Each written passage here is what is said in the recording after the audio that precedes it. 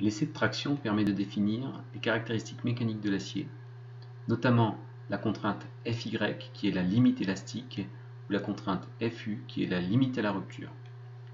La contrainte est définie comme la force exercée sur la section divisée par l'aire de la section et s'exprime en mégapascal ou newton par millimètre carré. On peut donc se la représenter comme une force unitaire qui s'applique sur une surface d'1 mm².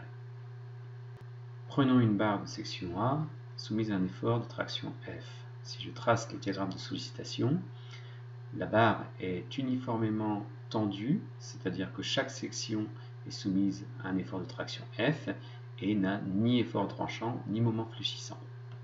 Si on regarde comment cet effort de traction va se répartir dans la section, on observe que chaque surface élémentaire va recevoir une petite contrainte sigma et que, en tout point, cette contrainte sera identique.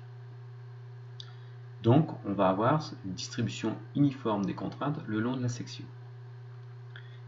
Et chaque contrainte se calculera comme étant F, l'effort, dans la section, divisé par A, l'aire de la section. Donc, l'effort F appliqué au centre de gravité de la section ou la distribution uniforme des contraintes sigma sont équivalents. Donc, en fait, l'effort F est la résultante des contraintes appliquées au centre de gravité de la section. Quel effort faudrait-il exercer sur la barre pour que la contrainte soit égale à Fy? Donc, on veut que sigma soit égal à Fy. On sait que sigma est égal à F sur A. Donc F sur A doit être égal à Fy. Et on en déduit que F doit être égal à AA fois Fy. Et cet effort correspond à l'effort limite qu'on peut appliquer à une barre pour qu'elle reste dans le domaine élastique. Et cet effort s'appelle donc NPLRD au sens de l'Eurocode. On retrouve donc dans l'Eurocode 3, partie 1.1, paragraphe 6 de 3, l'expression de NPLRD qui vaut AFY sur gamma M0, gamma M0 étant un coefficient de sécurité qui vaut 1. Que se passe-t-il si on tire sur la section avec un effort supérieur à NPLRD?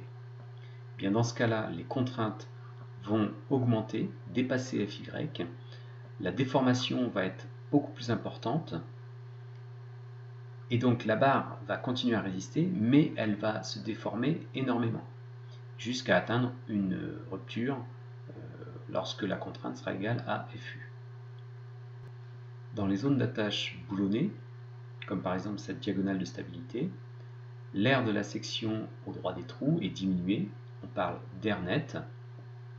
Quel effort faudrait-il exercer dans la section nette pour atteindre la contrainte Fu, c'est-à-dire la rupture? Eh bien, on va avoir une distribution des contraintes comme ceci. Et donc à nouveau, si je veux que maintenant la contrainte atteigne Fu et que je sais que cette contrainte se calcule comme étant l'effort divisé par l'air net, j'en déduis que l'effort sur l'air net doit être égal à Fu et donc que l'effort à appliquer pour atteindre la rupture vaut A net fois Fu. Comme l'effort vient de la pression du boulon sur les pièces, en fait, la distribution des contraintes n'est pas tout à fait uniforme et on retient une valeur de contrainte moyenne qui vaut 0,9 Fu. Donc en fait, l'effort à appliquer pour atteindre la rupture vaut 0,9 A net fois Fu. Et cet effort s'appelle NURD au sens de l'Eurocode et c'est l'effort résistant ultime.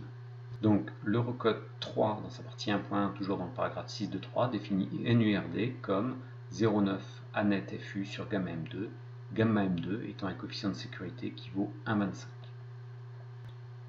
Alors, puisqu'on a vu que solliciter une section avec un effort NPLRD ne conduisait pas à sa rupture, pourquoi l'Eurocode limite-t-il dans les sections brutes, c'est-à-dire celles sans trou, l'effort maximum à NPLRD? Lorsque la diagonale est sollicitée à NPLRD, c'est-à-dire que sigma vaut Fy, on voit sur le diagramme que la déformation est de 0,2%. 0,2% de 6,52 m de longueur correspond à 1 cm d'allongement. Donc ce centimètre d'allongement est négligeable et en fait on va qualifier ce type de structure à nœud fixe, c'est-à-dire que sous un effort on voit très peu bouger la structure. Maintenant, si j'augmente la contrainte jusqu'à Fu, on voit que dans ce cas-là, l'allongement est de 25%. 25% de 6,52 m correspond à 162 cm d'allongement. Donc la diagonale passe de 6,52 m à 8,15 m. Et dans ce cas-là, ça provoque un déplacement horizontal de 2,17 m. On voit bien que ça ne peut pas être quelque chose d'admissible pour nos structures.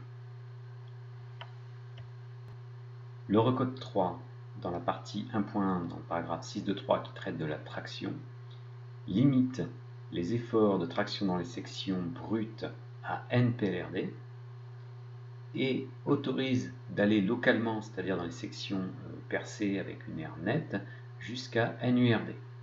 Ceci afin d'optimiser la section de la barre. Donc on retrouve le critère défini par cet article comme étant NED sur NTRD doit être plus petit ou égal à 1. Donc NTRD étant le minimum entre les deux valeurs NPL, RD ou NURD. Alors concernant les écritures, le grand N signifie effort normal, le ED signifie l'effet, c'est-à-dire l'effort qu'il y a dans la barre, le petit t est pour traction et le RD est pour la résistance. Donc on a bien un critère qui dit que l'effet sur la résistance doit être plus petit que 1, qui peut s'écrire également NED plus petit ou égal que NTRD, qui revient bien à dire que l'effort dans la barre doit être plus petit qu'une limite. Dans le document AMCR, on retrouve à l'article 6.2.3 la traction, rappelant le critère NED sur NTRD, la manière de calculer NTRD et le détail des calculs de NPL et NURD.